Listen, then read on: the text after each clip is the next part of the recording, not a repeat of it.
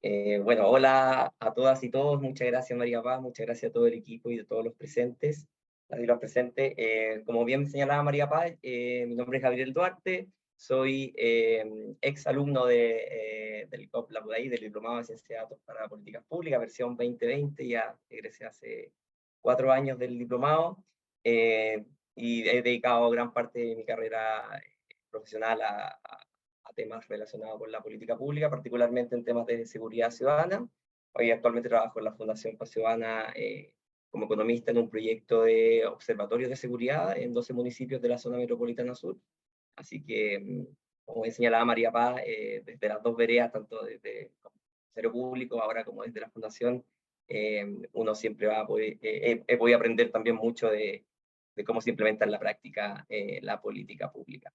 Así que sin ir más lejos y agradecerle su presencia, quisiera partir solamente reforzando lo que señalaba María Paz respecto, voy a duplicar esta, entiendo que ahí se ve bien.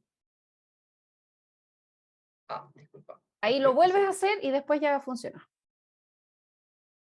Perfecto. Ahí está. Ahí está, ¿no es cierto? Sí, ahí funciona bien. Perfecto. Entonces, solamente señalar lo que mencionaba María Paz, el GovLab, ¿no es cierto?, tiene varios cursos y varios programas, ¿no es cierto?, importantes en temas de ciencia de datos, del que yo egresé y como aprendí R desde cero. Yo antes de tomar el diplomado no sabía casi nada de R, solamente había escuchado y aprendido pequeña parte por mi cuenta, pero el diplomado claramente me dio como las herramientas para poder generar la presentación y el conocimiento que les voy a transmitir y quiero transmitir hoy día. Mencionarles también que para quienes es importante señalar que este diplomado, como dije, no requiere conocimiento previo de R, por lo tanto es una gran oportunidad para aquellos que quieran incluirse en este mundo y aprender de ciencia de datos aplicado a políticas públicas. Para quienes no estén tan seguros de un programa tan largo, también hay un curso de automatización de reportes con R. Principalmente esto es útil para funcionarios públicos también, o para gente que trabaja y tiene que hacer reportes periódicos, mensuales, semanales. Esto permite una herramienta súper importante. El profesor ahí, Pablo Aguirre, quien fue mi profesor también del diplomado. Y también para quienes no tengan ningún conocimiento de R y quieren explorar en el fondo cómo funciona la herramienta a partir de lo más básico, desde su instalación hasta las librerías base. También está este curso de introducción a R para análisis de datos, que en modalidad online asincrónico pueden seguirlo a su ritmo. Y solo mencionar también de que hay más talleres de esta feria, este es solamente el primero, y espero que sea de su utilidad y su... Sin más lejos, vamos a partir con la presentación. ¿Me confirman si se ven? ¿Si se ve la presentación? Se Sí, ve se ve, en la pestaña web pero R in the browser. exacto. Ya, se ve la otra, entonces voy a tener que... Eh, confírmeme si se ve ahí. Sí, ahí sí. ¿No se ve se ve la Ahí está la presentación? portada, sí. Taller de visualización de datos con R, sí, ahí sí. Sí. Sí. Perfecto.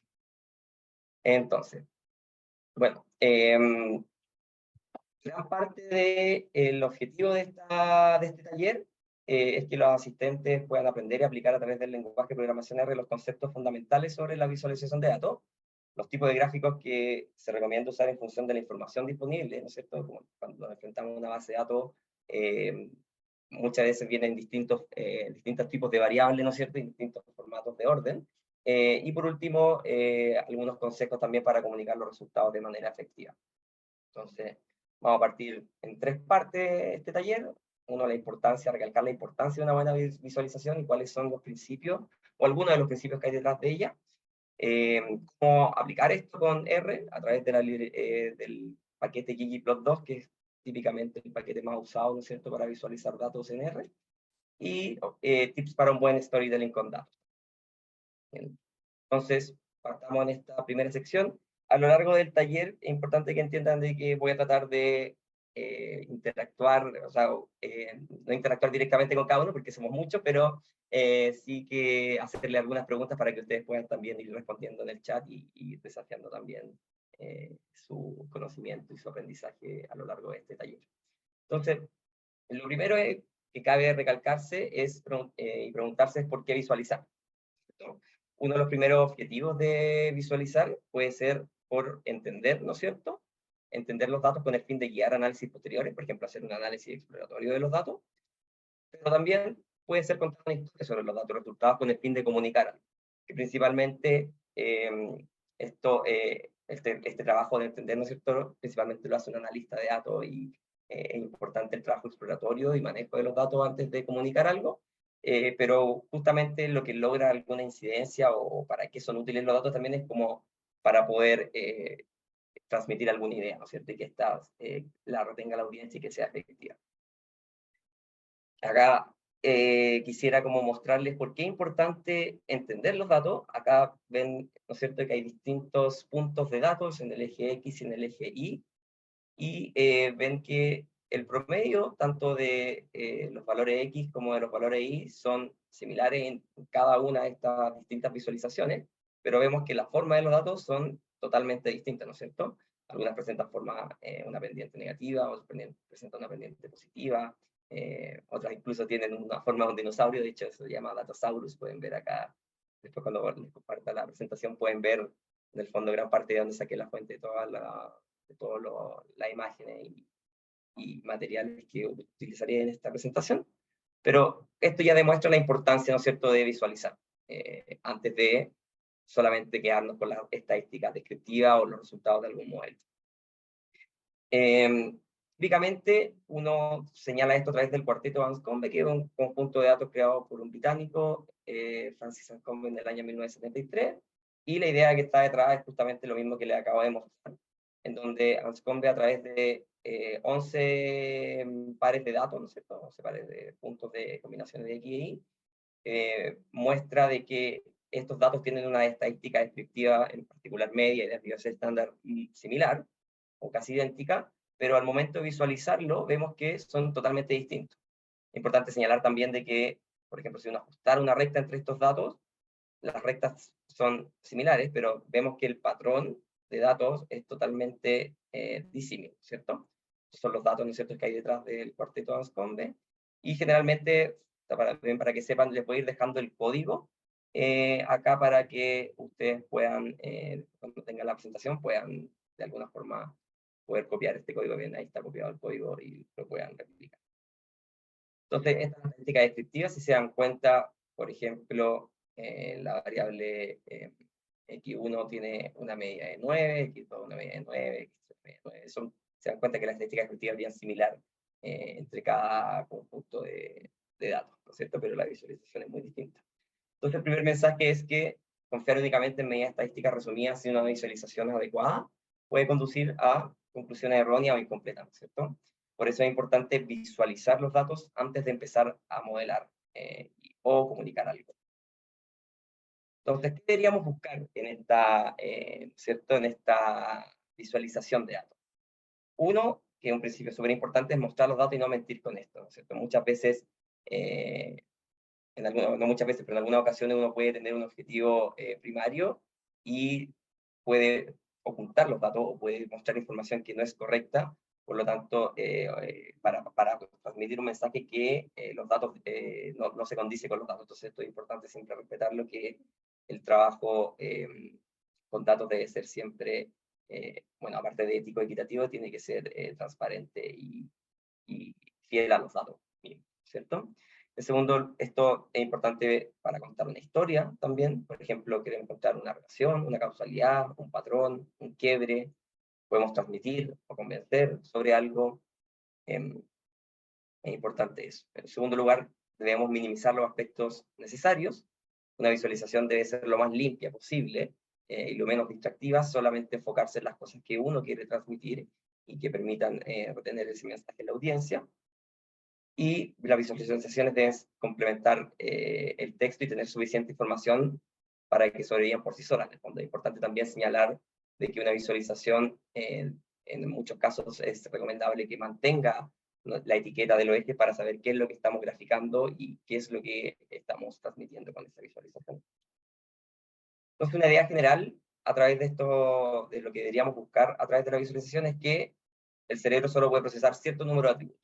Entonces, estos 4 atributos son la forma, la posición, el color y el tamaño. Bien. Entonces queremos buscar una variación justa entre estos atributos para enfocarnos justamente en lo que importa. O sea, a continuación les voy a dar un ejemplo. Por favor, si pueden, ahí quiero ver cómo se responde en el chat, lo más rápido posible, en el fondo sobre la siguiente imagen. ¿Cuántos 3 ven en esa imagen? Si pueden ir respondiendo en el chat, yo voy a ir viendo acá en mi otra pantalla, si es que es posible. Contar cuántos 3 ven en esta imagen. Algunos dijeron 7, 7, 6. Bien. ¿Qué pasa si ahora les marco así? Probablemente su trabajo mental es mucho más expedito y rápido, ¿no es cierto? Acá es evidente contar que, como muchos de ustedes aceptaron, hay 7 números 3, algunos dijeron 8, pero se dan cuenta que el trabajo, solamente con la misma imagen, con remarcar un solo color, el cerebro puede reconocer fácilmente, por ejemplo, contar cuántos 3 hay, versus esta imagen de que es mucho más difícil. Entonces, este es solamente un ejemplo para demostrar de que estos atributos como la forma, el color, la posición, el tamaño, son importantes dentro de una visualización porque ayudan a entender el cerebro mucho más fácil lo que nosotros queremos transmitir. ¿Bien? Entonces, algunos principios relevantes detrás de la visualización de datos es mostrar los datos, es, en segundo lugar, inducir a la audiencia a pensar en lo esencial en lugar de la metodología, el diseño u otro atributo del gráfico que no sea relevante, evitar distorsionar lo que los datos dicen, maximizar el ratio entre datos y tinta, en el fondo, cumplir un objetivo razonable y claro, que sea explorar, describir, contar una historia, etc. Evitar tinta o evitar texto que no corresponda a datos solamente cuando sea necesario o cuando nos ayude a explicar algún punto o una historia que queremos contar. No ser redundante en la información. Evitar basura visual, muchas veces colores o textos o cuadros que dificultan o ensucian en el fondo la visualización. Entonces, por ejemplo, vamos a aplicar algunos de estos principios a continuación. Uno de los típicos errores que uno puede ver muchas veces en los gráficos, principalmente de barra, es violar el principio de la proporcionalidad. Este principio dice que los tamaños del área sombreada en una visualización deben ser proporcionales a los valores de los datos que representan. En particular, esto no se cumple cuando los gráficos de barra del eje Y no parten en cero. Acá sé que la imagen se ve un poco chica, pero el eje X, ¿no es cierto?, en cero, o sea, el eje en la base, el eje Y en la base parte en 94 millones, después 96, 98, 100, 102, etc. Entonces, si se dan cuenta, o se analizan en mayor detalle este gráfico, pues, si comparamos, por ejemplo, la barra 1 con la barra 3, visualmente quedarían algunos, ¿no es cierto?, en cuanto solamente al área que ocupa cada barra. Es casi el doble de esta barra, ¿no es cierto? Pero al momento de visualizar los datos, vemos que el salto es simplemente de 97 millones a 99 millones, o sea, son solo 2 millones. Bien, en verdad es una diferencia de un 2% y no un 100% adicional. Cuando pese a que la barra parezca casi el doble del tamaño, este aumento no es del doble, ¿no es cierto? Solamente un 2%. Entonces, este tipo de visualizaciones hay que tener cuidado, en el fondo, con no violar ese principio de la proporcionalidad. Por ejemplo, ¿qué podrían decir de este otro gráfico? A ver si alguien se anima en el chat a escribir qué le parece este otro gráfico. Los voy a, si alguien se anima, lo voy a ir leyendo aquí a mi derecha. Pero básicamente vemos que, ¿no es cierto?, la barra... Dice, no está ordenado. Bien, sí. No es muy Uno que no está proporcional, ordenado. dicen. No, no es muy proporcional, dice la persona. Exactamente. Desordenados Vemos los varias valores. cosas. Sí. Vemos varios temas, ¿no es cierto?, que dificulta la visualización porque no está ordenado, y además se viola el principio de la proporcionalidad, ¿no es cierto?, que si se dan cuenta, aquí hay un valor de 270.000 y acá hay un valor de 2.700.000, ¿no es cierto? O sea, es 10 veces más grande, pero la barra no es esta barra no es 10 veces más grande que esta, solamente 2 veces más grande, ¿no es cierto? Y exactamente justamente lo que quería señalar es que falta información del otro eje, ¿no es cierto? Tampoco sé qué es lo que está contando acá. En el eje, acá dice, bueno, número de autos conectados, recolectados, pero evidentemente esto no es una buena visualización, ¿cierto? Por lo que señalaron de que no está ordenada y que principalmente de que no conserva el principio de proporcionalidad. Y hay dos personas que dijeron que falta información de los ejes o del eje X, así que también Claro, lo observaron. esto también es importante. ¿Qué significa esto? Que me imagino son marcas de auto, uno puede inferir que son eso, pero es importante de que la visualización, como había mencionado anteriormente, logre sobrevivir por sí sola, ¿no es cierto? En el fondo, todo este ejercicio de pensar, en el fondo, qué es lo que nos quiere decir el gráfico, desvía la atención de la audiencia. Entonces, por lo tanto, cuando presentemos datos a través de gráficos o visualizaciones, es importante facilitar, ¿no es cierto?, el entendimiento a la audiencia. Eso es súper relevante. ¿Alguna otra información? Algún otro error típico es no entregar contexto. Entonces, por ejemplo, acá hay un caso en Connecticut de muertes, ¿no es cierto?, por accidente. Entonces, entre 1955 y 1956. Entonces, uno tendría que pensar que bajó drásticamente, pero en verdad, si uno, cuando muestra una evolución, en verdad es importante preguntarse comparado con qué. ¿Es ese cambio significativamente importante en términos de magnitud? Si pensemos en posibles visualizaciones, el gráfico, una evolución de ese evento puede seguir este patrón, puede seguir este patrón, o bien seguir este patrón. Claramente las conclusiones que uno puede sacar a partir de ello cambian, ¿no es cierto? Cuando uno pone esto en contexto o lo compara con otras cosas.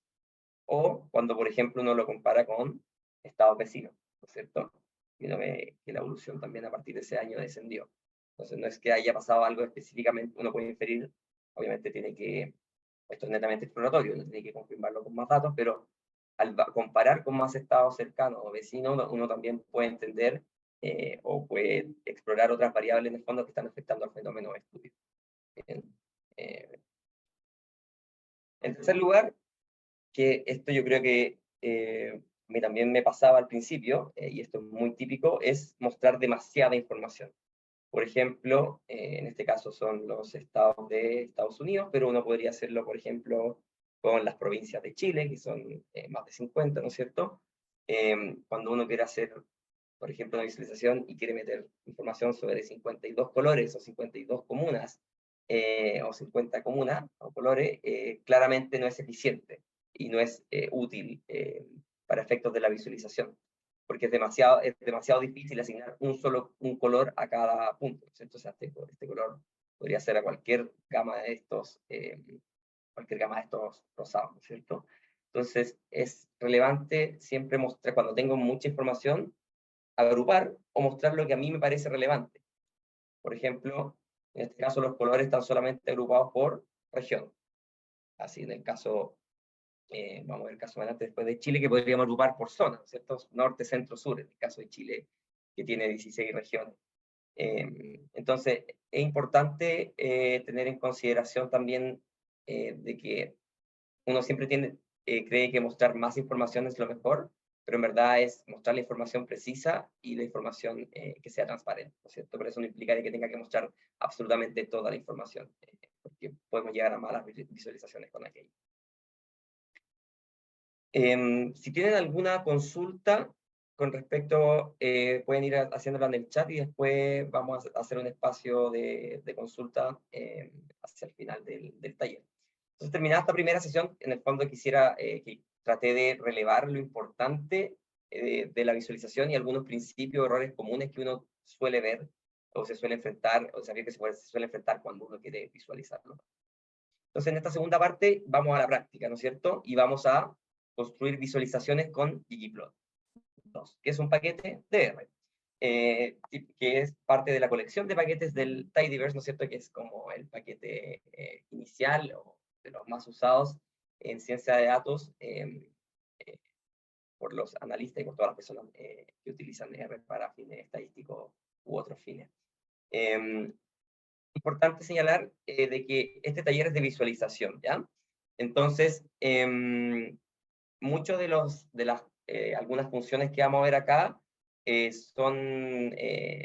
o sea, mucha parte de los datasets que vamos a ver acá ya vienen ordenados, pero hay un proceso previo en el manejo de datos, ¿no es cierto?, que tiene que ver con todo lo que es la importación, el ordenamiento y el agrupamiento de datos, que eso se aborda directamente en el diplomado que de Ciencia de Datos, el curso que dicto yo este año sobre análisis de datos y estadística computacional.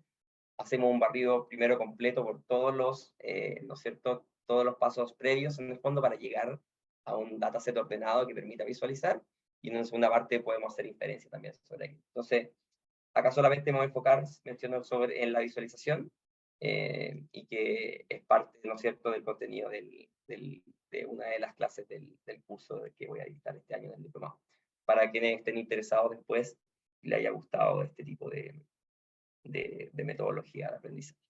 Entonces, ¿qué es ggplot?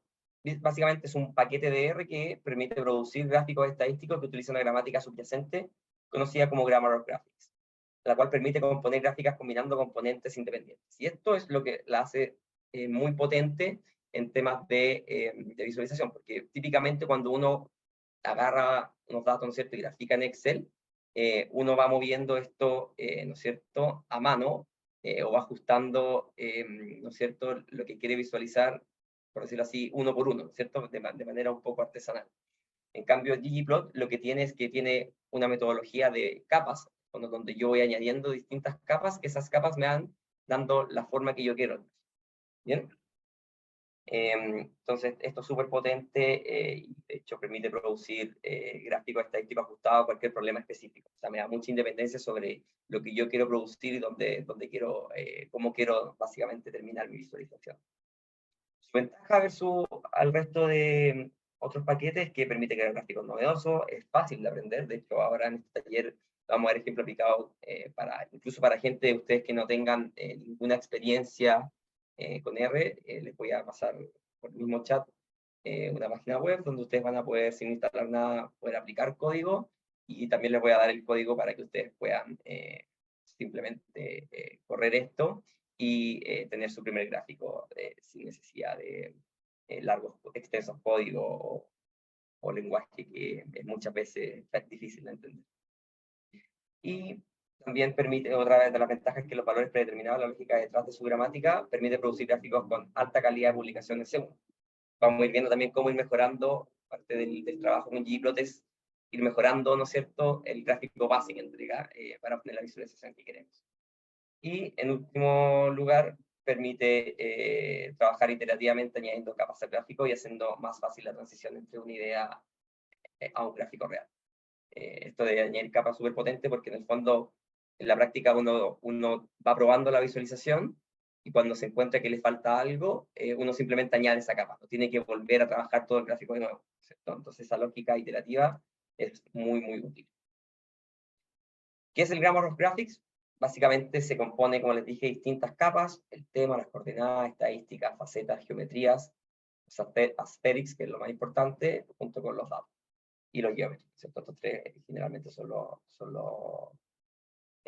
las gramáticas necesarias. ¿Qué es un gráfico? Básicamente un gráfico asigna los datos a los atributos estéticos, por ejemplo, color, forma, tamaño, respecto a objetos geométricos, puntos, líneas o barras, ¿cierto? Es lo típico que uno conoce. El gráfico también puede incluir transformaciones estadísticas de los datos sobre el sistema de coordenadas. Por ejemplo, vamos a ver más adelante cómo mostrar mapas, o cómo mostrar, por ejemplo, podría ser útil mucho en el gráfico Excel típico, es un pie chart, ¿no es cierto?, un gráfico de pie, en donde ahí las coordenadas son coordenadas polares, en el fondo no son las típicas coordenadas cartesianas. Por dar un ejemplo, el faceting permite trazar diferentes conjuntos de datos. La combinación de estos componentes independientes son los que forman justamente una gráfica. No me voy a detener mucho en las definiciones, pero sí es importante que entiendan de que los elementos geométricos se representan principalmente a través del código guión-bajo. Vamos a ver los principales objetos geométricos, ¿no es cierto?, o elementos geométricos para utilizar en ggplot. Y esto representa lo que realmente se ve en el gráfico: las puntos, líneas, polígonos. Bien, las estadísticas, las transformaciones estadísticas permiten abreviar las estadísticas. por ejemplo, contar observaciones o agrupar. Las escalas, scales, permiten permiten determinar el color, la forma, el tamaño. Las coordenadas, como ya había dicho, define cómo, o describe cómo se asignan las coordenadas en el plano. La faceta especifica cómo dividir y mostrar subconjuntos de datos múltiplos, y en último lugar, los temas controla los puntos más finos de la visualización, como el tamaño de fuente y el color de fondo. Bien. Entonces vamos a ver un ejemplo práctico, ocupando datos del censo 2017, quiero decir, disculpen, para obtener la población por, acá puse por uno, la podía estimar por tramatario, pero en verdad, para términos sencillos, la vamos a ver en términos agrupados por común. Entonces primero vamos a ver la estructura de datos. Como les dije, después ustedes cargando e instalando los paquetes van a ser capaces de replicar, ¿no es cierto?, este mismo dataset. Aprovecho de comentar, vi que hay algunas personas que trabajan en el servicio público. Hay un paquete que se llama Chile Mapas, que es muy útil que entrega básicamente los mapas de todas las comunas de Chile con vinculada información del censo, lo cual para análisis, ¿no es cierto?, a nivel comunal es bastante... paso el dato por si hay alguien interesado. Pero obviamente pueden buscar también esta librería. Pero bueno, básicamente sin necesidad de tener que cargar una base de datos externa, uno puede obtener, por ejemplo, en este caso obtuve la cantidad de población según el censo 2017 por zona y el porcentaje total, ¿no es cierto? Acá pueden ver cómo especifique el código, cómo definí cada zona, ¿no es cierto? Donde el norte es la región de Arica, Parinacota, Tarapacá, Antofagasta, Atacama, ¿no es cierto?, y Coquimbo, y así para el resto de las regiones. Gabriel, hay una consulta en el chat. Sí. Dice, yo creo que tiene que ver con lo que estáis diciendo, por eso te interrumpo. Dice, consulta, ¿esta librería carga en memoria los datos o va a su fuente de origen por cada iteración o modificación de datos? En el primer caso, ¿qué tan eficiente es su uso o liberación de memoria?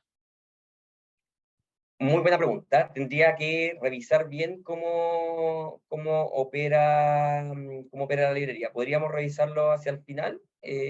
Podríamos hacer una prueba y ver si es posible responder esa pregunta. Pero generalmente la información, por lo menos de mapa, acá no se demoró casi nada en cargar, y lo que hace es que tú al cargar el mapa hay datasets que están como predefinidos, o sea, que ya están cargados en el fondo una vez que ya carga la librería, al igual que como cargas ggplot y otros paquetes tienen datos como preseteados. Entonces, por lo menos el uso de esos mapas y de esa información es bastante rápida. No te sabría decir cuánto ocupa memoria, es una pregunta demasiado específica, pero podríamos verlo al finalizar el taller, si que nos sobra tiempo. Gracias. No, súper buena pregunta, bien específica, pero por eso habría que testearlo al final. Bien, entonces, algunos argumentos de la función ggplot. El principal, ¿no es cierto?, es el AES, que fija los asterisks, ¿no es cierto? Principalmente acá es donde va el eje X y el eje Y, que vamos a graficar en el eje X y que vamos a graficar en el eje Y. Los geom, ¿no es cierto?, que son los elementos geométricos que vamos a graficar, a visualizar. El que permite hacer transformación estadística, la scale, que permite manejar, ¿no es cierto?, la escala. Los temas, ¿no es cierto?, que permiten modificar estos aspectos generales del gráfico, y las fases que permiten, ¿no es cierto?, generar distintas como capas o villas de gráfico. Y por último, las lo que tiene que ver con coordenadas.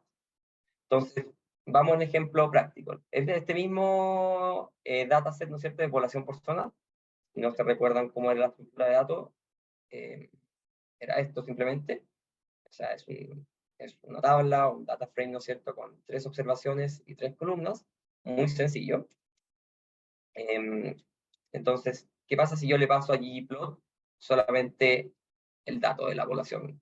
¿No es cierto? Le digo, hazme un ggplot y ocupa la data de esta tabla que le acabo de mostrar.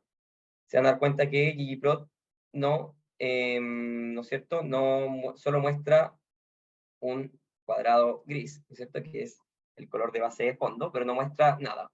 ¿Por qué? Básicamente porque no le he especificado las siguientes capas, no le he especificado ni los aesthetics, ¿no es cierto? Ni qué va a entender por eje X ni por eje Y, ni qué objeto geométrico, ¿no es cierto? Tiene que graficar.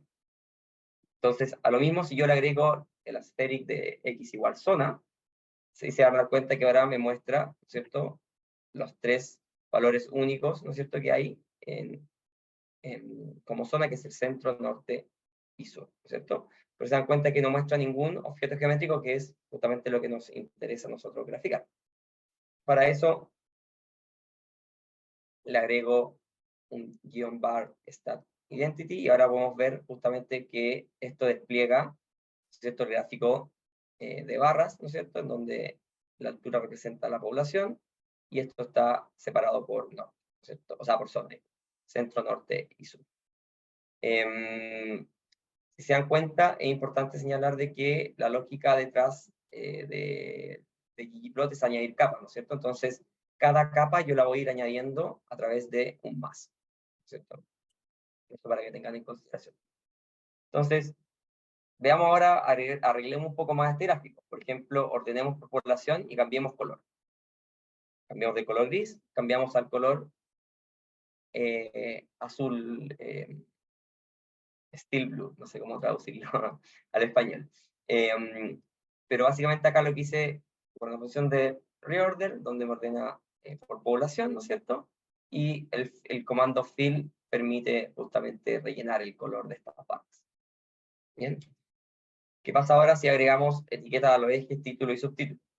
Entonces, con la función labs podemos especificar qué queremos poner de título, qué queremos poner de subtítulo, qué queremos poner como etiqueta del eje X y qué queremos poner como etiqueta del eje Y. ¿Bien? Después podemos seguir avanzando en esto. Si se dan cuenta, lo que quiero mostrar acá es que cada capa, ¿no es cierto?, la voy añadiendo con un más, ¿no es cierto? Y acá solamente estoy resaltando el código que he ido añadiendo en cada visualización, para que ustedes, para facilitar en el fondo el entendimiento de lo que hay detrás, o lo que está ocurriendo. Entonces, ahora Bien. esto, además, ¿sí? Lo que pasa es que hay una pregunta en la herramienta pregunta y respuesta, y voy a aprovechar de darle el pase a Claudio Aracena, que te va a seguir apoyando con las preguntas del chat y de la herramienta pregunta y Buenísimo. respuesta, porque yo tengo, como dije, voy a estar en el principio porque tengo otro compromiso, pero se van a quedar, o sea, con Gabriel, por supuesto, que es el más importante, pero apoyando a Claudio Aracena, que es nuestro director académico del Diplomado en Ciencia de Datos para Políticas Públicas. Y la pregunta es de Carlos Gutiérrez. Dado que la presentación es importante de los gráficos, ¿soporta características de 3D o solo representación bidimensional? Es posible, depende del formato que uno quiera realizar, ¿no es cierto? Uno puede hacer presentaciones en 3D. En general, yo te diría que no recomendaría, a lo menos que sea algo muy específico y que sea necesario, no recomendaría presentaciones en 3D porque son difíciles. De hecho, si tú buscas en algunos libros, muchos libros no recomiendan el uso de visualizaciones 3D porque es difícil de entender, es difícil como de transmitir el mensaje principal, ¿no es cierto?, que es esta idea de estos principios que están detrás. Pero entiendo que, por lo menos en este formato, sí es posible, un HTML sí o sí es posible utilizar gráficos 3D. Entonces, la respuesta a esta pregunta es si se puede. Si es recomendable, yo en general, si es que dificulta la visualización, sugeriría que no, por lo complejo que puede ser interpretar los datos que se muestran a través de. Bien, gracias María Paz. Entonces, seguimos acá agregando, súper buenas las preguntas, así que todas las personas que quieran seguir consultando, feliz en poder responder lo que sea posible. Entonces, acá lo que hicimos, si se dan cuenta del gráfico anterior, ¿cierto?, teníamos barras verticales y ahora tenemos barras horizontales, pero además le agregamos, si se dan cuenta, el gráfico por defecto, cuando tiene muchos decimales, nos muestra en notación científica, ¿no es cierto? Este más E más 0,07 quiere decir 1 por 10 elevado a 7, o sea, lo que da cuenta de 10 millones, sería esto en nuestro lenguaje común, ¿ya? Entonces, uno puede cambiar eso, de nuevo, con la función scale y continuous, ¿no es cierto? Uno fija, en este caso, la escala, y puede agregarle, ¿no es cierto?, ciertas cosas como de la etiqueta, del labels, ¿no es cierto?, y cómo quiero que esto esté, ¿no es cierto?, cómo se disponga. puedo agregarle una etiqueta, en este caso le agregué una etiqueta, ¿no es cierto?, que indica la población, y la ajusté, ¿no es cierto? Con esto, el bjust y el hjust, uno puede ajustar si esta etiqueta va más arriba, más abajo, o más a la izquierda, o más a la derecha. Y ocupé otro theme, ¿no es cierto? Acá ocupé un theme clean, hay distintos tipos de theme, después podemos ver, o pueden ingresar a las distintas funciones, a las funciones base de ggplot, tiene distintos themes, pero también hay otros paquetes que entregan más temas, por ejemplo, temas estilo Economist, temas estilo Wall Street Journal, hay muchos, hay un sinfín de tipos de temas que pueden utilizar para mejorar sus gráficos. Y por último, hicimos un chord flip, que básicamente es lo que hace invertir las coordenadas, haciendo que las barras se dispongan de manera horizontal en vez de vertical. Si se dan cuenta, esta Gabriel, es bastante más amigable que la anterior. Sí, dime, Claudio. sí, hay una pregunta en el chat con respecto a lo mismo que mencionabas, supongo que acá, con respecto a la función, las funciones que estamos mostrando, ¿dónde se puede ver efectivamente los parámetros y la estructura de ellas? Súper buena pregunta. En el taller les voy a indicar, les voy a pasar, puede hacer que ustedes en alguna instancia puedan cambiar ciertos parámetros. Son un par de parámetros solamente, vamos a hacer ese ejercicio. Es importante entender de que todo, siempre uno puede hacer la función help en su consola, que es esto.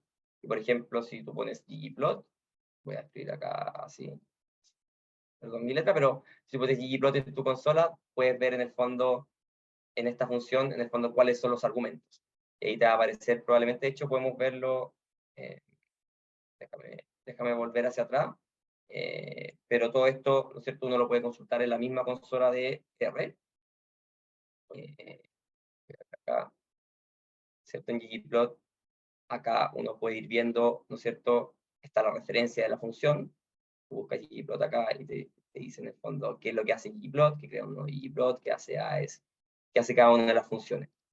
Entonces ggplot, por ejemplo, tú acá pones data igual null, ¿no es cierto?, que esto es el valor que viene por defecto, o sea, acá tú seteas la data. Como está en el primer argumento, no es necesario especificar data igual, por eso yo puse simplemente, ¿te acuerdas que antes puse ggplot, población comuna, población zona?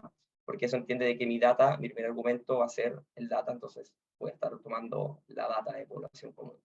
Y después, ¿no es cierto?, tiene todas las otras comunas. Y tú puedes ir consultando, obviamente, los detalles y los valores que incluso te tira ejemplos de, ¿no es cierto?, de cómo funciona cada argumento de la función. Y puedes copiar también el código. Entonces, no sé si con eso queda respondida la pregunta, pero acá también se puede buscar en la misma web o en el mismo consola, tú pones ggplot2 precedido por un signo de pregunta, y puedes acceder en el fondo al help o a la ayuda que te da información sobre la función. Y todo esto en el fondo, en teoría, con los paquetes que he cargado y ya instalados, van a ser posible, en el fondo tú puedes replicar este mismo gráfico. Tú pones, cuando tengas la presentación, pones copy acá y pegas, obviamente tiene que estar el objeto con esas opciones de preferida, ¿no es cierto? Tienes que correrlo en orden. Pero tú puedes replicar todo este código, ¿cierto? Si lo haces en orden, puedes replicar los mismos gráficos. No sé si hay otra duda, Claudio. Todo bien por el momento. Ya, buenísimo. Entonces, si se dan cuenta, uno al añadir capas puede mejorar estas visualizaciones, ¿no es cierto? Y incluso, por ejemplo, yo puedo mostrar esto, pero como porcentaje. Entonces, ahora es lo mismo, pero lo muestro en el fondo. ¿Qué porcentaje de la población total de Chile, según el censo 2017, vive en el centro, cuánto vive en el sur, cuánto vive en el norte? Un ejemplo bien sencillo, pero solamente quiero que entiendan como la potencialidad que tiene la gramática que es detrás de ggplot, ¿no es cierto? Que solamente con ir añadiendo capas, uno puede ir mejorando aspectos fundamentales del gráfico. Bien. Entonces, existen distintas formas de clasificar las diferentes formas de visualizar los datos. Puede ser por el tipo de dato o bien por el objetivo que uno busque, ¿no es cierto?, de la visualización. Entonces, la siguiente tabla la voy a mostrar de maneras muy simplificadas. Ahí también los más expertos en datos y en visualizaciones, obviamente hay más alternativas, pero para fines de este taller muy introductorio, uno podría resumir en estas 5 categorías, en el fondo, los tipos de gráficos que podría hacer en función de los datos que tiene. Entonces, por ejemplo, si yo solo tengo una variable categórica, el guión que uno recomendaría hacer es un guión bar o un ggpy, ¿no es cierto?, que vendría a ser el análogo del gráfico de Py, ¿no es cierto?, que hace Excel, o un trimap, ¿no es cierto?, que básicamente la variable categórica lo que me permite ver es la proporción que hay, ¿no es cierto?, de cada categoría en los datos. Bien. Si tengo una cuantitativa, podría generar un histograma, ¿no es cierto?, que es como lo que vamos a ver, de hecho, ahora un poquito a continuación, o generar una densidad, ¿no es cierto?, de cómo se distribuye esa única variable cuantitativa. Tengo dos variables categóricas, podemos hacer estos gráficos, ¿no es cierto?, de barras, que están apilados, ¿no es cierto?, o agrupados. Si tengo dos variables cuantitativas, lo típico, ¿no es cierto?, es un scatter plot a través de un given point, o ver la evolución en el tiempo, ¿no es cierto?, a través de un given line.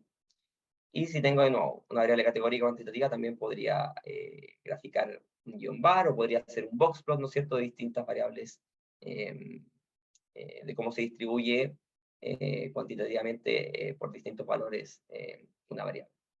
Entonces, esta solamente, lo que le mostré acá en esta tabla, disculpen, es solamente algunos guiones recomendados, hay muchos más guiones, como pueden ver, y les mostré en la página de ggplot, hay un montón de objetos geométricos, elementos geométricos que pueden graficar.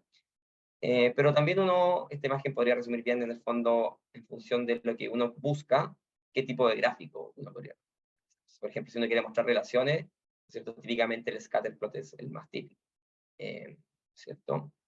Pero si uno quiere mostrar una composición, ¿no es cierto?, lo más típico son los gráficos de barra, los gráficos de Py.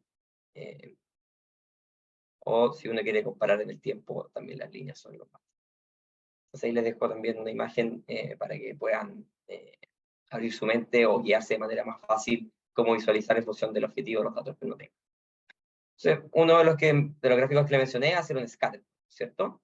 Que es, básicamente, es como muestro yo a través de puntos dos variables cuantitativas. En el eje X, acá tengo años desde el doctorado, y en el eje Y tengo, ¿no es cierto?, salario académico de 9 meses, en el año, entre el 2008 y 2009. Y, ¿no es cierto?, los colores me señalan de que el ranking o el tipo de profesor, ¿no es cierto?, que representa esa combinación de datos. Entonces, si se dan cuenta, con este mismo código, ustedes, y con el data de salaries de este package Car Data, ¿no es cierto?, pueden llegar a una visualización un poquito más avanzada. Lo importante de esto es que siempre fíjense en cómo fijan los aspheric. En este caso, yo el aspheric, aparte, elige en el eje X, grafícame los años desde el doctorado, en el eje Y el salario, ¿no es cierto? Pero además le dije, cámbiame el color, ¿no es cierto?, según el tipo de profesor. Entonces, esto, frente a una pregunta, por ejemplo, Gabriel, ¿qué pasa cuando quiero graficar 3 variables? Una forma de incorporar, por ejemplo, 3 variables a este gráfico es diferenciando por color, ¿no es cierto? En este caso, pueden ver cómo es la evolución, cuando mis dos variables principales son los años, ¿no es cierto?, de doctorado y el salario, pero además quiero ver cómo esa relación cambia entre tipo, ¿cierto?, de profesor. Entonces, uno puede agregar colores, uno puede agregar tipo de línea, y puede agregar otro aspheric, ¿no es cierto?, que me invitan a ir segmentando, ¿no es cierto?, esta data. También uno podría hacer un bar chart agrupado. Acá tenemos un dataset que viene con ggplot2, ¿cierto? Acá simplemente estamos viendo como el color del diamante y su calidad, ¿no es cierto? O el corte que tiene. Y también lo puedo mostrar de manera agrupada. Por ejemplo, acá lo único que cambié, ¿cierto? Fíjense en este position, ¿no es cierto? Position dot hace que estas barras se muestren de manera separada. En cambio, el position field hace que se muestren de manera apilada, donde la suma da el 100%. Esto es similar a lo que hace un Excel, ¿no es cierto? También puedo mostrar distribuciones de ggplot. La misma distribución de salarios puedo ver cómo, ¿no es cierto?, cambia por tipo de profesional.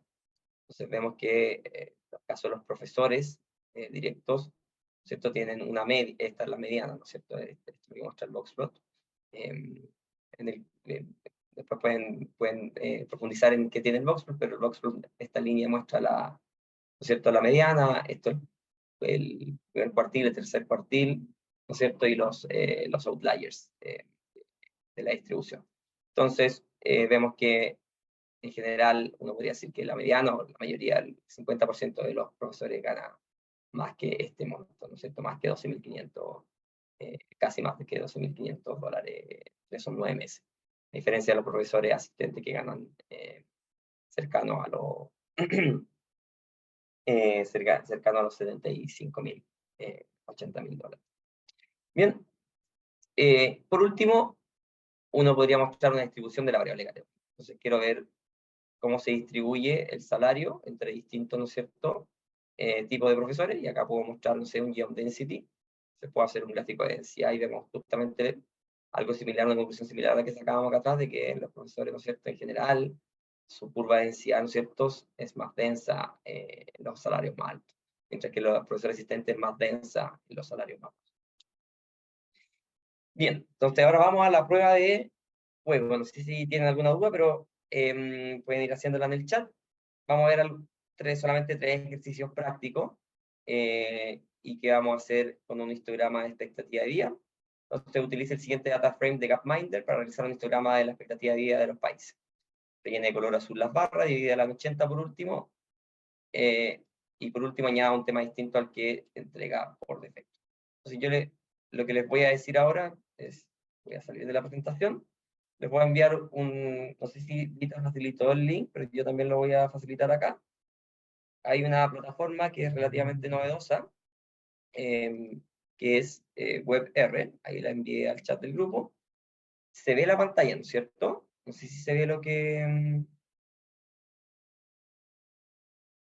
si alguien me confirma si se ve la pantalla de WebR. Se ve la pantalla de WebR, Perfecto. pero el link no lo compartiste en el chat, así que se lo puedes compartir, pero a todos. Tal vez lo compartiste a alguna persona en particular. Ah, disculpa. Everyone, ahí está, disculpen. Ya, ahí está. Ahí sí. Entonces, si todos acceden a ese link, deberían poder acceder a esta parte. Ahí tienen toda la documentación, los que son más secas para la programación, pueden ver toda la documentación ahí. Pero por ahora vamos a clicar acá, donde dice Try a Demo of the Web RDBL. Van a abrir y van a llegar a algo como esto, ¿no es cierto? Es muy, muy sencillo. Solamente tienen que acceder a esa, como les dije, a esa página que les compartí por el chat. Hacen clic acá en Try a Demo y se les va a abrir esta pestaña, ¿cierto? Y sobre esa pestaña, ustedes deberían copiar el código que les voy a enviar ahora y cambiar los asteriscos. Bien. Después vamos a ver cómo funcionaría esto en la práctica. Ojo que cuando carguen, o sea, ustedes copian esto acá, cuando carguen, por ejemplo, si corren esto, les va en run, les va, disculpa, que ya lo tenía cargado acá. Cuando ustedes corran todo, cuando cambien el código, ustedes van a poder, les va a preguntar en el fondo si quieren instalar este paquete. Le va a salir algo así como File to Load Package Deployer. Entonces, ahí simplemente ustedes hacen clic acá y ponen 1, Enter, y debería empezar a descargar los paquetes. Bien, tal como lo hizo acá. ¿Ya?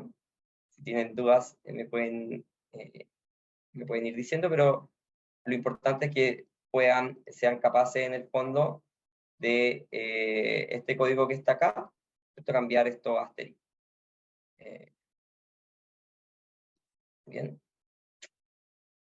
Entonces, básicamente... Mientras la gente, Gabriel, hay una pregunta en el chat, solamente Ya. mientras empiezan a familiarizarse con la herramienta, Sí. hay una pregunta con respecto a si la librería tiene alguna similitud con Matplotlib de Python.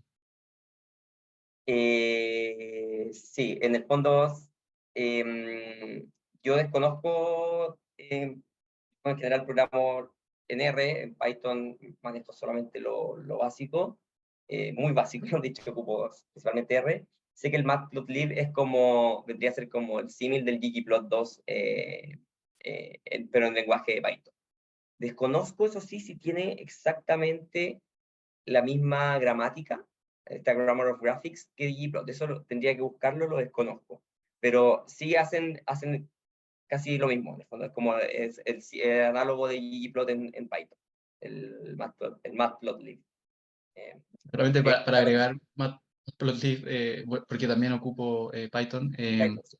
y no tiene esta lógica de gramática, más aplicado en cada función uno tiene que ir agregando los elementos que uno considera necesarios. Pero finalmente se puede hacer algo similar. Lo que sí tengo que decir, como he ocupado las dos herramientas, que ggplot tiene cierta ventaja en la facilidad de agregar capas, que lo hace bastante útil y mejor, desde mi punto de vista, que Matplotlib. Bien, gracias, Claudio. Bien. Acá, bueno, los que tengan R instalado, o los que tengan, pueden saltarse este paso de WebR y simplemente, si tienen instaladas estas 3 librerías, pueden, en el fondo, instalar, si no tienen, instalarla obviamente antes de ocuparla, con la función install package, que se las puedo poner acá. Los que tengan esto es para los que tengan R instalado. Si quieren usarlo ahí, tienen que correr primero install package gapminder y después obviamente correr este mismo código. Entonces, para no atrasarnos tanto, voy a hacer el primer ejemplo, después pueden contrastar ustedes. ¿No es cierto? Lo primero es, uno debería analizar esto, pero si yo quiero poner la expectativa de vida en la base de datos de Gapminder, ¿no es cierto? Que reúne información sobre distintos países del mundo, sobre la expectativa de vida y otras variables económicas. El eje X debería ser, ¿no es cierto?, LifeX, que es el nombre de la variable como viene en la base de datos, de hacen Data Gapminder. ¿Ven ahí? Después uno le agrega un guión histogram, ¿no es cierto? Uno puede setearle el color dark blue, en el fondo para generarle el color, en este caso va a setear el contorno de la barra, y el fill va a rellenar el color de la barra. Sí, esto dark blue es más oscuro que el cornflower blue, ¿no es cierto? Y por eso da esa forma de visualización, y separo simplemente con el argumento beans, yo puedo setear que sea 80, ¿no es cierto? Y después el resto ya se mantenía, entiendo que similar, a excepción de, yo apliqué un theme minimal, ¿no es cierto? Acá ustedes pueden ver distintas opciones de theme, está Theme Classic, Theme BW, hay muchos themes, ¿no es cierto?, disponibles para utilizar y que se pueden adecuar a lo que ustedes andan buscando.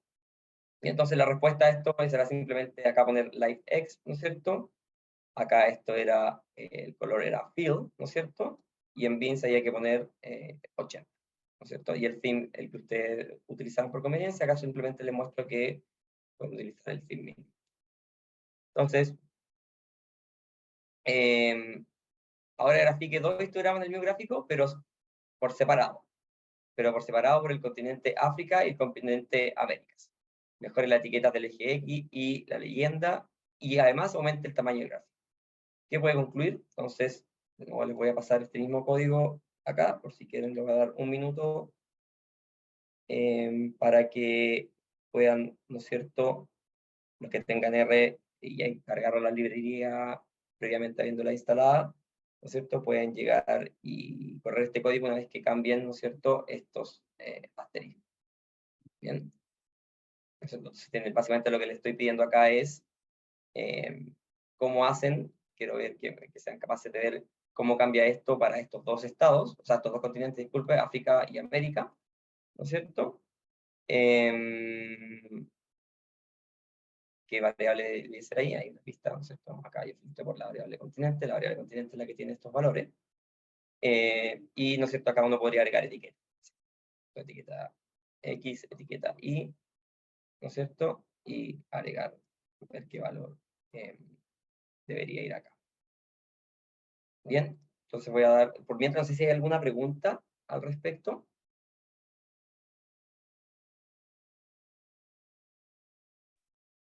No, por el momento no hay dudas. Buenísimo. Entonces voy a solo señalar que, por ejemplo, acá está la solución, ¿no es cierto?, del gráfico 1.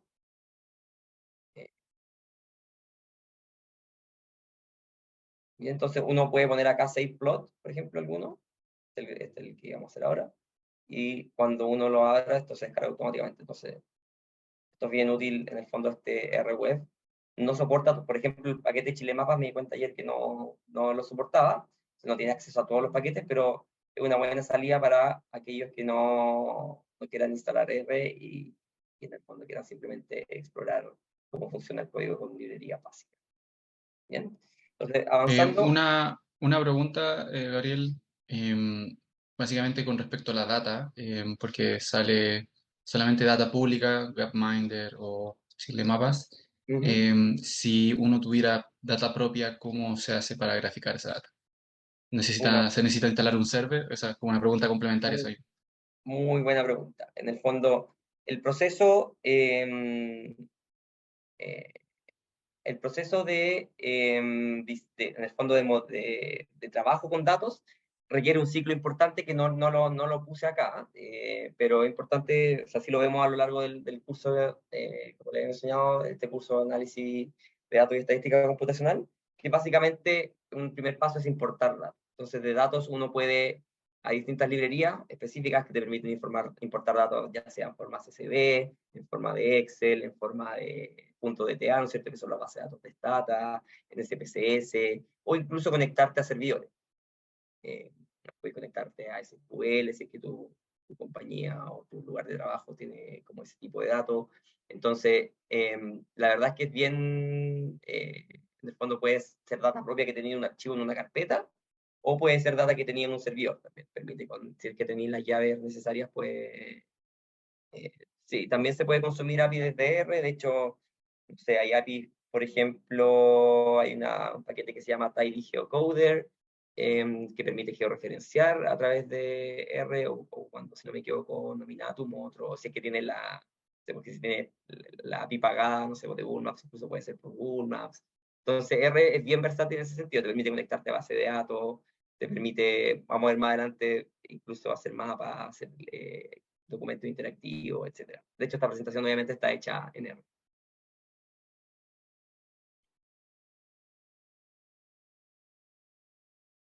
Bien, entonces, esta era la solución. Acá simplemente, solo para especificar, cuando yo especifico el argumento field, ¿no es cierto?, y pongo continent dentro del asterisk, ¿qué va a hacer? Va a ser de que todos los objetos geométricos siguientes, ¿no es cierto?, que yo le agregue van a estar separados, o van a estar, en este caso, rellenados por esta variable los valores únicos de esta variable que yo asigné acá. En este caso es solamente América y África.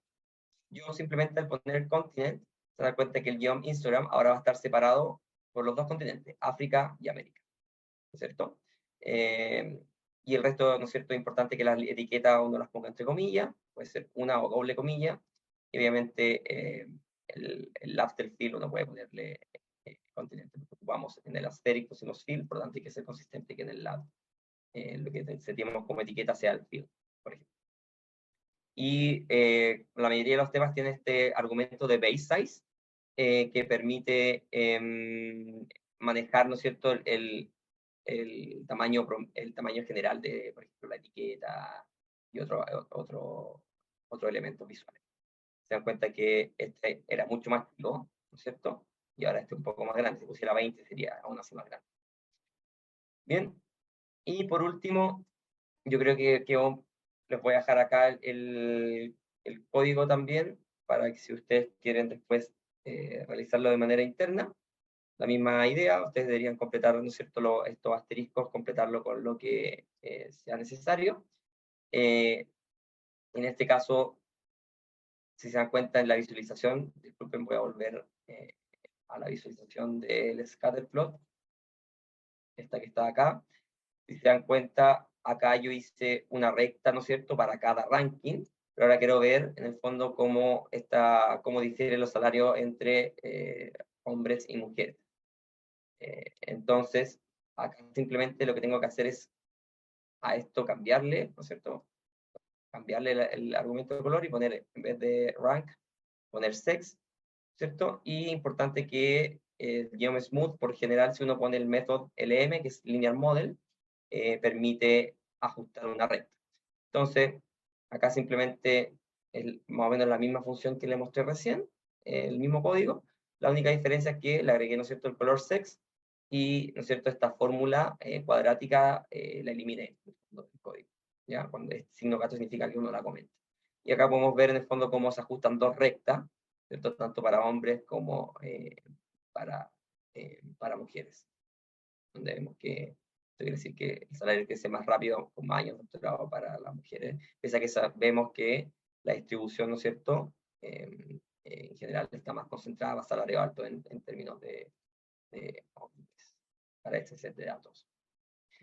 Bien, llegamos a una de las penúltimas partes de la visualización. No sé si alguien más tiene alguna duda. Entonces, voy a volver acá. Voy a volver acá a la visualización. Volviendo alguien preguntó, ¿no es cierto?, sobre si era posible agregar gráficos 3D. Bueno, acá es posible agregar, casi seguro que yo no lo he hecho, pero entiendo que sí es posible. Y también uno puede agregar interactividad. Por ejemplo, acá con la librería Plotly, que Plotly también funciona con Python, entiendo, uno puede agregar interactividad. El mismo gráfico que les mostré recién, que hicimos en el ejercicio, uno puede agregar interactividad. Entonces, por ejemplo, quiero que me muestre solo solo el hombre, o quiero que me muestre solo las mujeres, o quiero enfocarme en un segmento de datos, no sé, los más, por ejemplo, etcétera. Y uno puede también descargar esa misma imagen, ¿cierto? Ahí si quieren ver más sobre Plotly, ¿no es cierto? Ahí está la página, y tiene, ¿no es cierto?, para Python, para R, para distintos lenguajes de programación. Lo mismo yo puedo hacer con mapas, algo súper importante, de hecho, con lo que trabajo actualmente y con mi equipo en la fundación, principalmente en temas delictuales, es súper importante la focalización y la intervención en sectores específicos de donde ocurre el delito. Entonces, por ejemplo, en el particular yo trabajo harto con datos espaciales o con mapas. Entonces uno puede generar mapas estáticos con la misma sintaxis, ¿no es cierto?, de ggplot, agregando este -sf. Entonces uno puede llegar, en este caso, simplemente mapear la población de comunas de Santiago según la población comunal de 2017, lo mismo que habíamos generado antes, pero es importante señalar que uno también puede agregar mapas interactivos. Acá, si se dan cuenta, en esta misma presentación, yo agregué un mapa que está en Leaflet, ¿cierto?, en donde se ocupa una paleta de colores, y si uno se sitúa por encima, ¿no es cierto?, puede explicar cierta información de la comuna, en este caso Melipilla, su población, y también puede ver dónde hay más población en Santiago. Claramente, Puente Alto y Maipú son las comunas que tienen más población, de hecho Puente Alto es la comuna que tiene más población de Chile. Esto, ¿no es cierto?, puede resultar un poco fome porque yo mapeé población acá, pero si uno agrega datos, por ejemplo, tasa de homicidio, está extraído del SEAD, ¿no es cierto?, de estadísticas públicas que pueden acceder. Acá podemos ver la tasa de homicidio, ¿no es cierto?, por cada 100.000 habitantes para el año 2023 por distintos tipos de comunas. Sabemos que, por ejemplo, La Granja tiene una tasa de 14,14 homicidios y Los Pejos 13,68. Lo cual es bastante alto en términos de que la media nacional se sitúa en torno al 4, en torno a 5 homicidios cada 100.000 habitantes, 5 o 6. Bien, entonces esto acá obviamente uno puede desagregar mucho más, esto uno puede desagregar a nivel de manzana, y ahí ya obviamente para temas de política pública, sobre todo focalización de programas públicos, se hace muy útil y muy relevante. En una experiencia personal, en un estudio que hicimos en el año 2020-2021, logramos encontrar la población potencial de los barrios críticos o barrios que concentran mayores condiciones delictuales violentas a lo largo de todo Chile. Entonces, eso nos da como un insumo para poder focalizar en el fondo y reconocer dónde están los barrios que concentran mayor cantidad, por ejemplo, de daño y de gravedad de delitos de mayor connotación social. Lo cual permite, obviamente, focalizar políticas públicas y también poder comparar y ver la evolución, ¿no es cierto?, del fenómeno a un nivel mucho más de microescala. Sí, Claudio. Sí, hay una pregunta con respecto al gráfico anterior y con respecto a este. Este menciona primero el anterior. Dice, la imagen seleccionada del gráfico anterior de salario hombre-mujeres, Perfecto. también se puede ver con escalas.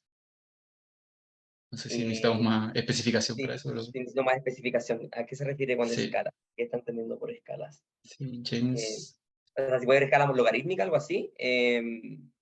Escalas del Eh, recuadro. Tal vez si nos comentas, James, sí, puedes no sé. desmutearte si quieres y nos comentas. Hola, ¿qué tal? No, me refería Hola. a que se pueda ver la escala de los salarios, el eje X y el eje Y prácticamente. O sea, si uno puede, ¿no es cierto?, adecuar cuántos cortes quiere que tengan. En el fondo puede ser de 10 en 10, ¿no es cierto? Y Claro, pero me así. refiero al área seleccionada.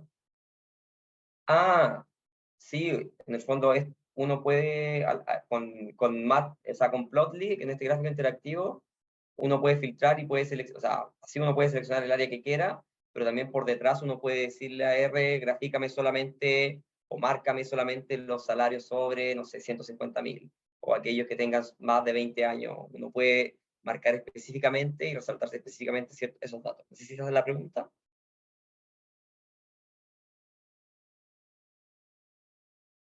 James, esa es la pregunta. Sí, conforme, gracias. Muchas gracias. Y hay otra, ¿no Y es cierto? sí, respecto a la segunda pregunta es con respecto al mapa, si se utilizó un tipo, un CSV o un shapefile para el mapa de Santiago y los datos. Sí, no, súper buena pregunta, Denise. No, no atribuyas nada a a tu cansancio, está súper bien. Lo que hay por detrás de esto son, ¿no es cierto? Esto está hecho con un objeto SF, ¿no es cierto? Que es Simple Feature, que es la librería típica, así como Giro es la típica para visualizar, SF es la típica para manejar datos espaciales. Entonces lo que hay detrás son coordenadas, ¿no es cierto? O sea, en este caso son polígonos, los polígonos son un conjunto de puntos, ¿no es cierto?, que se unen y forman que están en formato de coordenadas.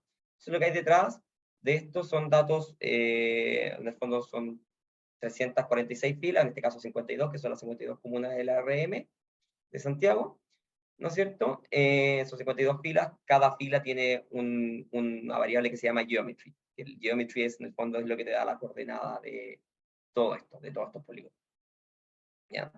No sé si eso responde la pregunta. Y bueno, eso uno lo puede, ese objeto SF, obviamente uno lo puede exportar a Shape o a lo que quiera, a camiseta, etc. R te permite manejar ese dato a nivel interno, o a nivel como incluso .rds, que es un formato que maneja R, y después tú puedes transformar eso al formato que estimes conveniente. Bien, entonces como les decía, bueno, esto es súper útil, sobre todo quienes trabajan como en temas de focalización de políticas públicas, vigente del Ministerio de Desarrollo Social. Es súper útil como generar este tipo de mapa en el fondo, no sé, a nivel nacional, uno puede agregarle más cosas, acá lo dejé muy sencillo, pero nosotros, no sé, pues yo podía buscar no sé, una región en particular cuántos barrios críticos habían, en función no solo del homicidio, sino de otros delitos violentos, en función de la gravedad que tienen esos delitos, y ver en el fondo cuánto era el área de esos barrios, etc. Entonces, esto es súper útil. Estoy comentando un caso aplicado a política pública real, que me tocó trabajar a mí con este tipo de salidas. Por último, uno puede ser importante resaltar objetos, ¿cierto? El mismo dataset de Gapminder, ¿no es cierto? Filtré por continente América y vemos están todos los países, ¿no es cierto?, de América. Si uno mostrara eso y quisiera ver la evolución de la expectativa de vida, parece ser súper engorroso, ¿no es cierto? No podríamos decir que es una buena visualización. Pero y acá paso, esto me sirve de enganche para el último punto del taller, que tiene que ver con contar historias, que es distinto cuando yo muestro, en el fondo, y quiero contar la historia de Chile. Yo digo, ok, tengo el dataset de todo el mundo, pero veamos específicamente qué pasó con Chile. Esto lo hice a través de una librería aparte que se llama Gigi Highlight. También la descargan, está el package Gigi Highlight y después lo utilizan, muy sencillo. Y esto es sumamente útil cuando tenemos, ¿no es cierto?, múltiples categorías o múltiples tipos de datos, pero nosotros queremos contar una historia. Queremos contar la historia, en este caso, por ejemplo, de Chile.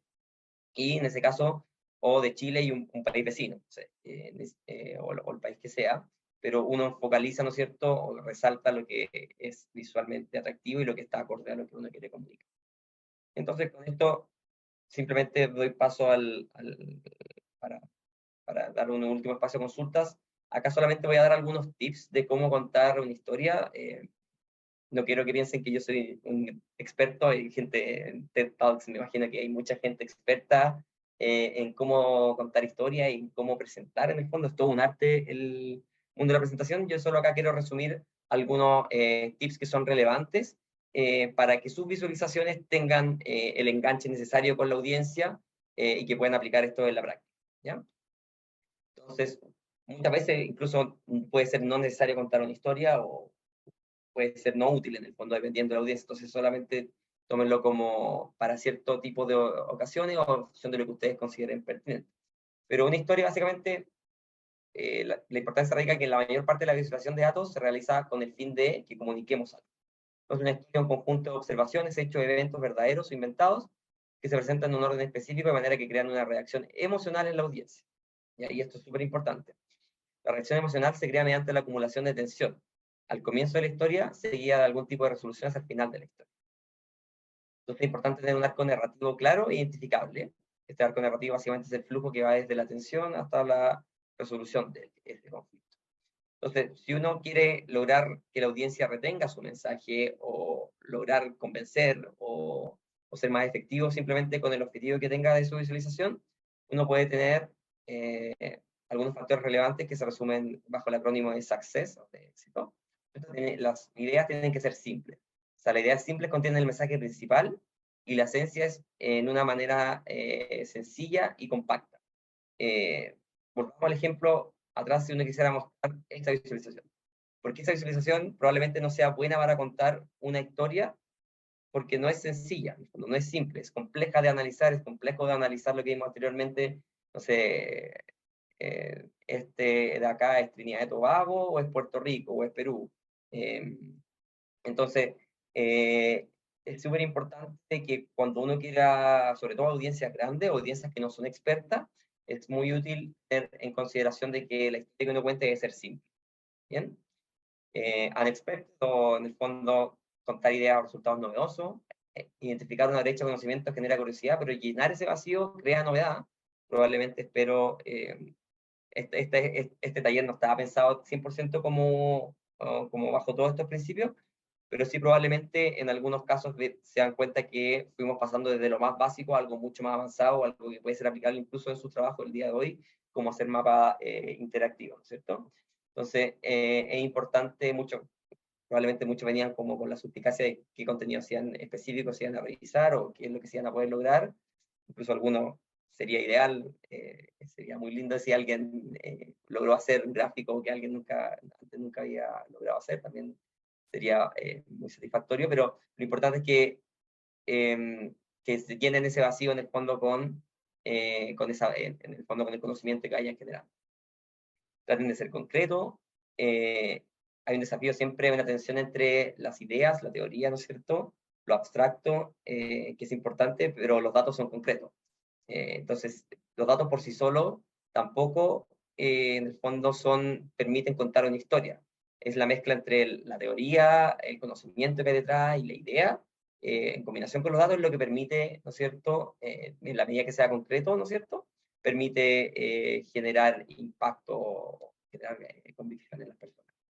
Tiene que ser creíble. ¿Cómo generamos creíble? Básicamente que lo que estemos presentando sea sustentado en datos, ¿no es cierto? No sean gráficas hechas a mano o inventadas, que tengan metodologías detrás, que estén presentados de forma clara y que tengan estadísticas, ¿no es cierto?, apropiadas al objetivo de interés. Tiene que ser emocional. Esto también es importante. Esto muchas veces cuando uno, pensando en investigadores, científicos o analistas de datos, uno piensa que su trabajo se termina solamente en el análisis de datos, pero al momento de presentar es sumamente importante transmitir esa emocionalidad. Por ejemplo, cambiar la pregunta es, en vez de qué información voy a presentar, es como qué conocimiento puedo entregar. De hecho, fue el foco de hoy día, cuando yo armé esta presentación, mi foco fue ese, cuando no es como, no me interesaba entregarle el código de ggplot, porque eso probablemente ustedes ponen en Google ggplot y pueden acceder a los mismos códigos o a las mismas funciones, pero es distinto entregar un conocimiento o formar una historia para entregar un conocimiento de una manera distinta. Bien. Y por último, importante contar la historia, pero la historia es importante pensarla bien. Hay que pensar la estructura y cómo integrar los distintos componentes de ella. Bien. La estructura para contar historia, con esto voy terminando, hay distintas estrategias, hay un libro que les voy a dejar acá, un libro abierto, hay varios libros abiertos que le he dejado también en las diapositivas anteriores, pero hay distintos tipos de estrategias, ¿no es cierto? Una es como el Opening Challenge Action Resolution, que es básicamente introducir un tópico relevante y llamativo, presentar un desafío de evento de interés, presentar una acción relevante que desarrolle la historia y mostrar los resultados finales. Este es como un enfoque que ustedes podrían utilizar para contar una historia si es que nunca antes habían escuchado sobre esto. Pero también hay otros enfoques que son incluso más cortos. Lead Development, el fondo que es, por ejemplo, revelar el punto principal desde el principio, el material posterior proporciona más detalle, y entregar una descripción más profunda de aspectos relevantes de la temática. Hay otro que es Action, Background, Development, Climax, Ending, y mucho más. Yo puedo partir incluso con una acción, en el fondo yo podría haber partido este taller con un ejercicio directo, copien y peguen el código para que vean cómo funciona R. Hay distintos enfoques, ninguno es más apropiado que otro, creo yo. Lo importante es siempre que tengan claro qué es lo que quieren contar. Nunca pierdan el foco de qué es lo que quieren contar, en función de eso pueden hilar una buena historia. Por último, un plan. ¿Cómo construirían una historia con datos? Planifiquen y dibujen el punto final. Simulen y consideren los datos, en el fondo, esto es una historia basada en datos, obviamente. Adquieran y preparen los datos reales. Explore y comprende los datos reales. Y por último, comparte lo que se hizo y lo que se encontró. Que sería hacer como una hoja de ruta muy general de cómo empezar a construir una historia basada en datos. Hay toda una ciencia acá, desde contexto acá, Telling Stories with Data, hay muchos libros que hablan de esto, páginas web, hay mucho material, pero acá hay un ejemplo de cómo es bien extenso el libro, bien acabado. Y parte de esto también, como les dije, parte de las novedades que quise incluir este año en el curso, porque creo que cada vez más importante es saber comunicar. Ya no basta solamente con hacer la visualización o el dato o el modelo más preciso o más difícil, si quieren llamarlo, si es que no, la audiencia no puede retener en lo sencillo qué es lo que quiere decir ese modelo. Por último, invitarlos nuevamente al resto de los talleres. Hay talleres de introducción a Python, hay talleres de evaluación de impacto, hay muchos talleres interesantes esta semana. Y bueno, también dejarlo invitado a todos los que estén interesados en ese dato y quieran aprender y obviamente adquirir habilidades. Yo les cuento mi experiencia personal de que en verdad yo en 2020 no sabía programar en R y hoy creo que ha sido, mirando en retrospectivamente, ha sido hora obviamente de aprendizaje, una aprendizaje muy empinada, pero de verdad la forma de trabajo desde que aprendí a programar ha cambiado significativamente, así que y es interesante porque siempre hay que estar a la vanguardia. Por ejemplo, antes esta presentación yo la hubiera hecho en un PDF, en un Beamer, ¿no es cierto? Que es la típica presentación que ocupan los economistas para presentar papers. Y hoy, por ejemplo, tenemos estos recursos como en un formato Reveal.js, por ejemplo, que es un formato HTML que permite, por ejemplo, agregar estos mapas dinámicos interactivos. Entonces, cada vez esto como que uno está en constante aprendizaje y eso es súper desafiante y también facilita mucho para distintas labores del trabajo. Así que a todos los que estén interesados en aprender R y su utilidad para las políticas públicas, el diplomado a mí en lo personal me sirvió bastante para dar ese salto. Así que esto, y por último, bueno, agradecerle a todas y todos, preguntas súper buenas, y estoy muy contento de poder haber dictado este primer taller. Creo que estamos justo en tiempo. No sé, Claudio, el resto del equipo, si hay alguna Sí, duda. estamos justo en el tiempo, pero vamos a dar un espacio de preguntas, así que por favor, si tienen dudas, pónganlo en el chat. Algunas dudas que quedaron en el tintero es primero cómo obtener las librerías, ¿cierto? Mencionaste varias librerías, Sí. eso. ¿Cómo está la librería? Bueno, yo dejé de compartir, pero voy a volver a compartir. Ahí se ve, ¿no es cierto?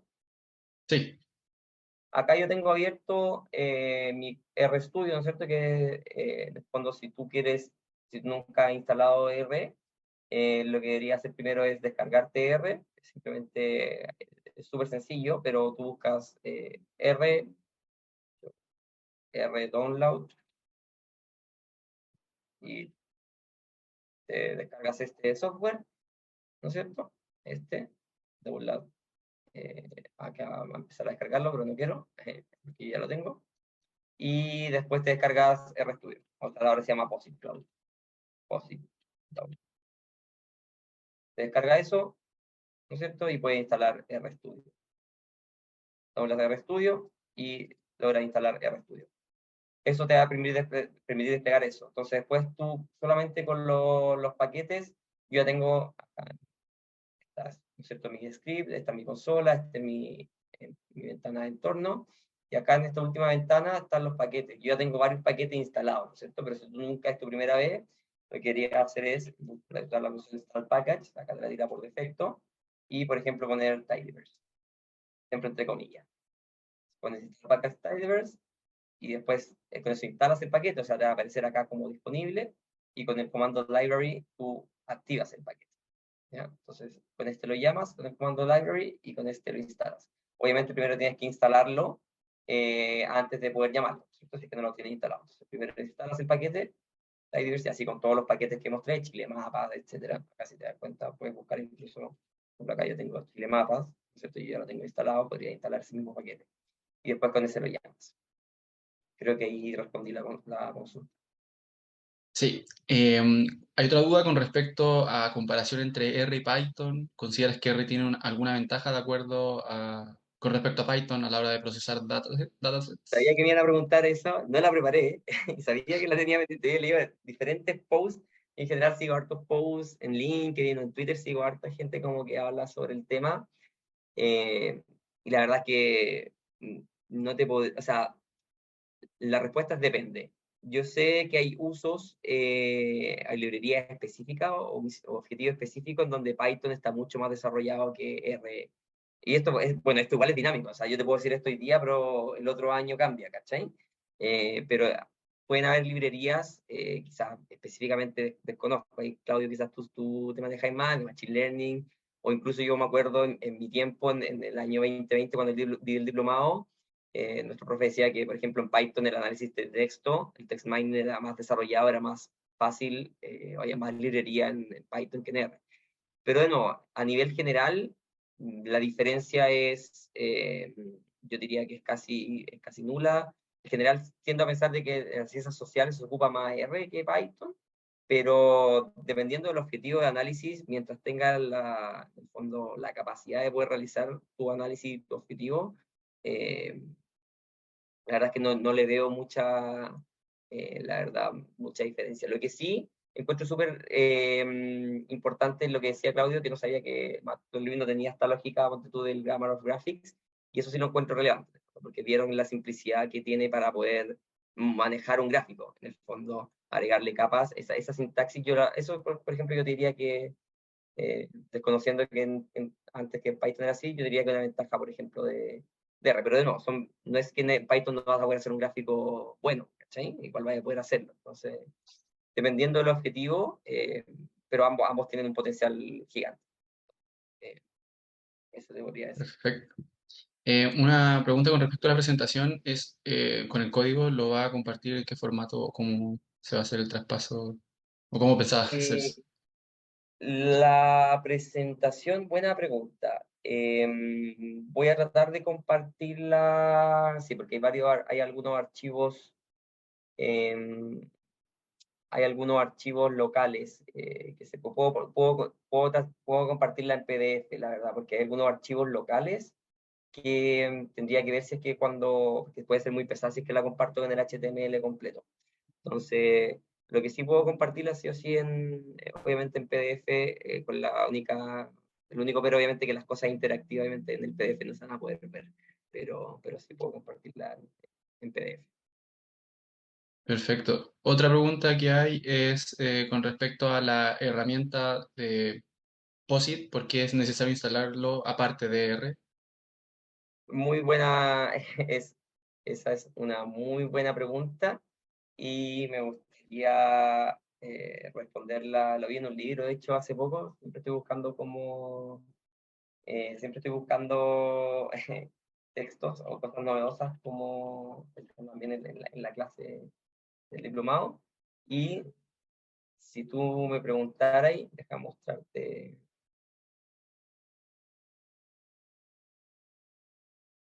Déjame mostrarte en una imagen, para que quede más claro, aprovechando que es un taller de visualización. ¿Qué es R y qué es RStudio? R sería como el engine, o sea, el motor, todas las conexiones que van por dentro del auto, y RStudio sería como el dashboard, ¿no es cierto? Lo que tú veis como usuario del auto. Entonces, básicamente, R, si yo abro R, no me va a abrir, pero R es como una ventana, ¿no es cierto?, de programación muy poco amigable, pero que permite ejecutar todo el código, ¿no es cierto?, que yo pongo acá en RStudio, pero RStudio justamente lo que da es que, no sé, yo puedo buscar qué texto está, no sé, dónde puse blue, ¿cachai? Entonces me marca todos los lugares donde puse blue. O donde puse theme, ¿cachai? O puedo manejar, o puedo ver, visualizar mi objeto. Tengo este objeto acá, tengo población común acá, puedo manejar el script, en el fondo, no voy directamente a la consola. En el fondo R sería como esto, solamente, es esta pestaña, la consola. Pero RStudio lo que te permite es hacer esto, yo puedo generar templates, por ejemplo, de visualización.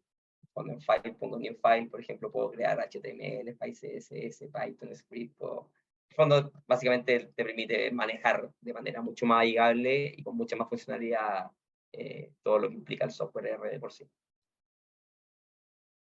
Perfecto, muchas gracias, Gabriel. Y así damos por finalizado este primer taller de visualización de datos con R. Agradecer la disposición de Gabriel por dar este excelente taller y también invitarlos a continuar con las distintas actividades de la Feria de Innovación. Hay distintas actividades que bueno, son las que vieron al inicio del programa. Van a ver durante todos los días.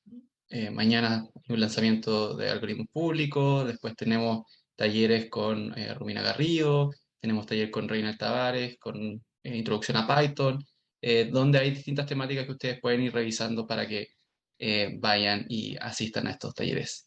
Así que muchas gracias a todos y nos estamos viendo pronto. Que estén bien. Muchas gracias a todas y todos, que estén bien.